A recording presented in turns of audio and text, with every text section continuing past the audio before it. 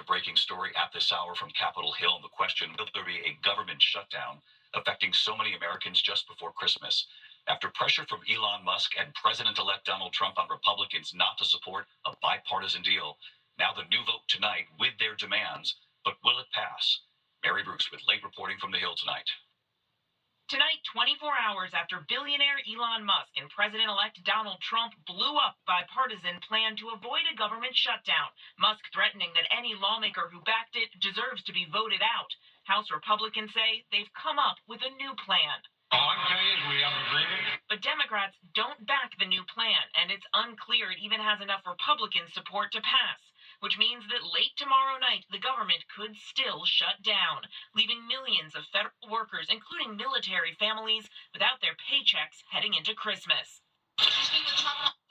In the middle of it all, House Speaker Mike Johnson, who had been preparing to pass a temporary spending bill with Democrats to keep the government running. But when Musk got wind of that, he launched a relentless attack on his social media network X, calling the bill a crime.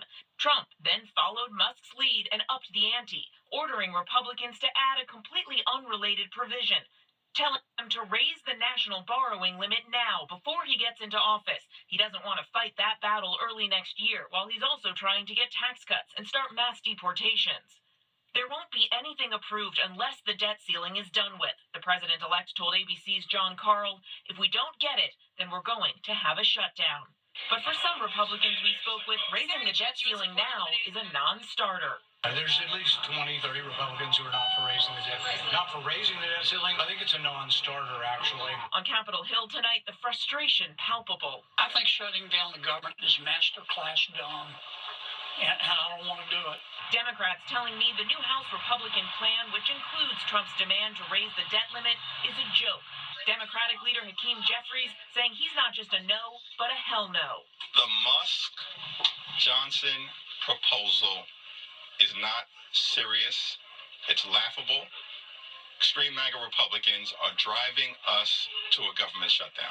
Now caught in limbo, families like the Bittners of Austin, Texas. I have a mortgage payment still due January 1st. They don't care. Jennifer's husband, Army Lieutenant Colonel Randall Bittner, could see his paycheck dry up if the government shuts down. Tonight, this is her message to President-elect Trump, Elon Musk, and Congress. As a military family that we are not truly thought of, our stories aren't thought of, our lives aren't thought of, when these things happen, when you have things like the government shutdown coming up. I can't put into words how difficult it is to think that our livelihoods can just be thought of as a pawn. David, the House right now is voting on this new plan, but it is all but certain to fail. The bottom line here is that the House Speaker is likely to need Democrats to get this across the finish line. And right now, their leadership is a hard no. And David, tonight, another headline related to Donald Trump, this one about his election interference case in Georgia. The state's Court of Appeals today disqualifying Fani Willis, the prosecutor who brought the case against Trump and his allies because of a relationship she had with a lawyer who she hired to prosecute the case. Now, the indictment still stands, but tonight, Donald Trump is celebrating the move. David. All right, Mary Bruce, following the late developments live on the Hill tonight. Mary, thank you. Now to the new storm heading to the northeast. Winter weather alerts for major airports. Snow, rain for the I-95 corridor tomorrow. This includes Philadelphia, New York, Boston, just of course as millions begin to travel for the holiday. Look at this, Minneapolis declaring a snow emergency up to 6 inches already, and a semi-truck jackknifing in the middle of icy Interstate 94. This is northwest of the Twin Cities. This all hits the northeast tomorrow, an Arctic blast right behind it all. Let's get right to Chief Meteorologist Lee Goldberg of our station WABC here in New York, timing it all out for us. Hi, Lee. Hey, David, this is really fall's curtain call. You can see the snowfall across the Great Lakes tonight. We're in storm alerts there, high wind warnings in the plains, travel delays from the Twin Cities to Green Bay. Those delays will slide towards Chicago and Detroit tonight into tomorrow, along I-80 delays. And then this storm is moving into the northeast. Looks like a mixed bag along the I-95 corridor tomorrow. There'll be some snow inland. That snow could crash toward the coast tomorrow night into part of Saturday morning. This uncorks Arctic air, in fact, it's the coldest air of the season right here in New York City to start winter, feeling like single digits Sunday and Monday. It feels like 40 degrees all the way to Florida. The good news is the recovery is still on schedule for the holidays, even record highs in the middle of the country Christmas week, and that should last until the new year. David? All right, Lee Goldberg with us here again tonight. Lee, thanks as always. We turned out of the protests at Amazon facilities coast to coast tonight, and of course, just days before Christmas, striking drivers now targeting facilities in New York, Atlanta, Illinois, and California. What they're now demanding, and of course, the question, will it affect your gifts? Getting there on time. Here tonight, Trevor Alt. Tonight, many outside drivers hired by Amazon coast to coast walking off the job just days before Christmas and New Year's. Workers who deliver packages from 7 Amazon facilities now on strike. We don't have any Christmas presents under the trees this year because the wages, the hours that we get working for Amazon just simply aren't enough to get by. Our Matt Gutman in California. You can see these picketers are in this Amazon facility here. They say they'll stay as long as it takes because they are overworked and underpaid.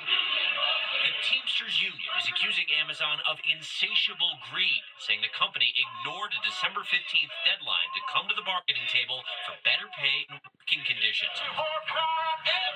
Faith Abube in Georgia, speaking to driver Thomas Hickman, who says he fractured his ankle on the job. They didn't care about the well-being of, they were more worried about packages being delivered.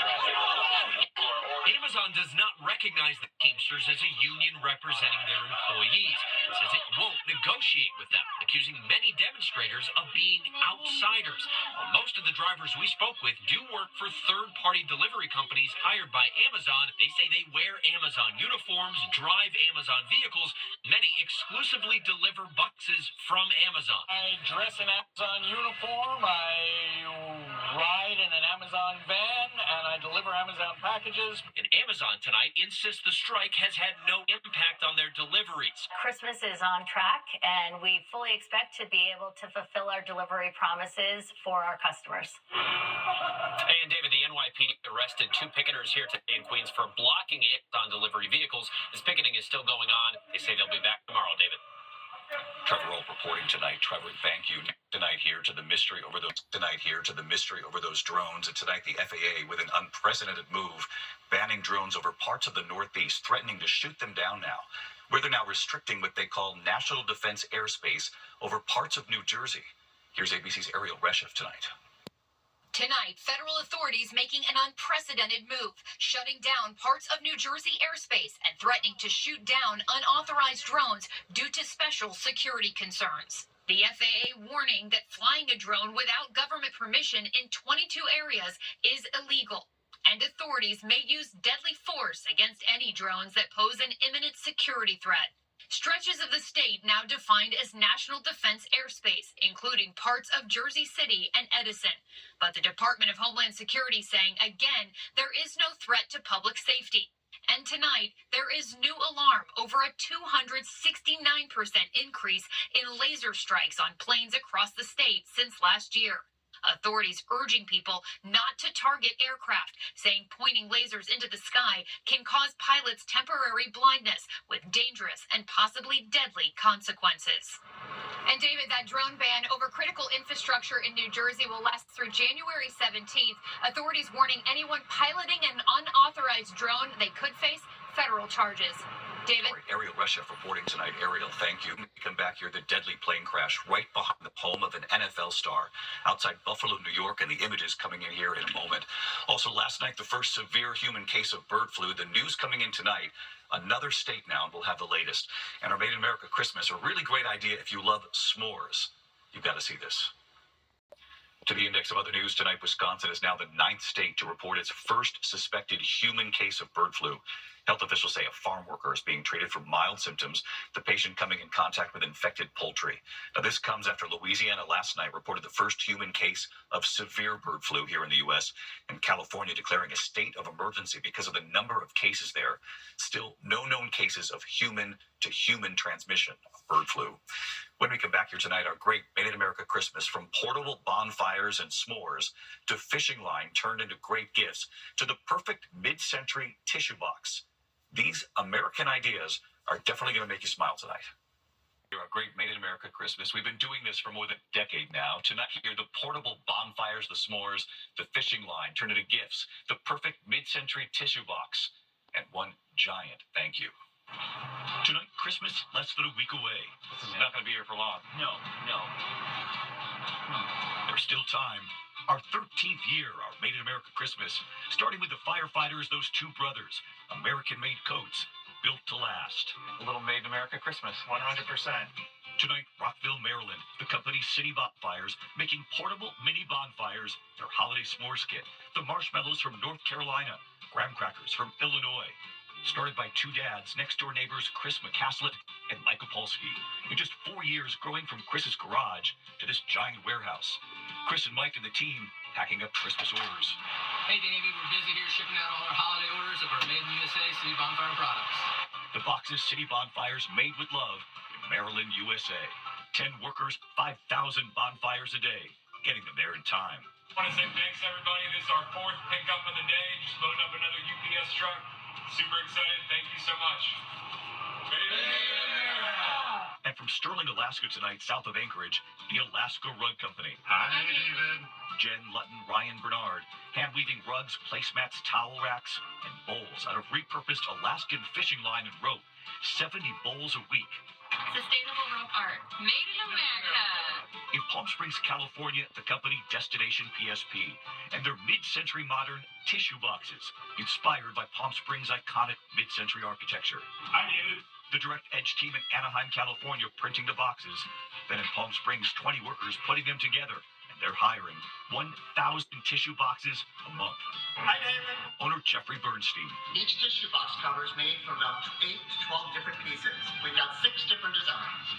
The Swiss Miss, Twin Palms, the Wedge Roof, our most popular, the Butterfly Roof, the Folded Plate Roof, and the Ranch Club Estates. His pitch. Our tissue box covers make great holiday gifts and great conversation pieces. And from Madrid, Iowa, north of Des Moines, Banner Toys. Hey, David. Husband and wife, Jesse and Stacy Banner. All of our wood toys are made right here in the Midwest. We use organic finishes and paints, and they're all safe for your babies. From rattles, stacking toys, modern versions of all the classics. 12 workers, 30,000 orders this year alone. The wood from Michigan, Ohio, Maine, Texas, and Illinois. Tonight, the finishing touches on the blocks. Their signature state baby rattles. All 50 states. We're proud to be made in America. So many of you at home taking part this year, and we're grateful. Even Oprah. I love it when David's Made in America teams up with my favorite things. Remember one of Oprah's American ideas? Gently Soap. Hi, David. Welcome to Gently Soap in Marietta, Georgia. Come on in. Kristen Dunning and her all-natural ingredients and flowers, lavender, chamomile, from Georgia, Montana, North Carolina. Perfect, she says, for sensitive skin. Telling us after our story here on her, the orders are pouring in. In fact, we heard from so many companies this year after our reporting. And just listen to what Kristen told us. After the show aired, we received over 1,300 orders, and we are currently packing and shipping them as fast as we can. All of it, with those 3 words in mind. Made in America! We love Made in America. You've helped so many small businesses this year. Thanks for bearing with my voice tonight. Feel fine, just the voice, but couldn't miss Made in America. Good night.